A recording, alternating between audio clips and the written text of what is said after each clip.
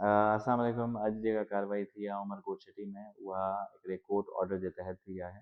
उहो court order senior civil जज 1 जो एग्जीक्यूशन एप्लीकेशन आहे 14/2023। उन में इहो कोर्ट ऑर्डर कयो वियो आहे ऐं उन में इहो ऑर्डर कयो वियो आहे त सिटी सर्वे 909/916 जेको आहे उहो मिसमार जनरल बीबी जो आहे ऐं उन जी पोज़ेशन उन जी हैंड ओवर कई वञे। अॼु जे ॾींहुं पुलिस बैलिफ सां गॾु वई हुई उन कोर्ट जे ऑर्डर जी एग्जीक्यूशन लाइ, ऐं उहो कोर्ट जो ऑर्डर एग्ज़ीक्यूट कयो वियो आहे। इन दौरान कुझु सोलंकी बिरादरी जी कुझु फीमेल्स जंहिं रेज़िस्टेंस कई हुई in court J order J against, उन्हनि खे पुलिस उन मौक़े तां हटाए छॾियो हो, पर उन्हनि जे ख़िलाफ़ु का बि कार्रवाई कोन थी आहे ऐं हिन में को बि माण्हू अरेस्टेड कोन्हे। जेका बि कार्रवाई थी आहे उहा कोर्ट ऑर्डर्स ते थी आहे ऐं बैलिफ कई आहे।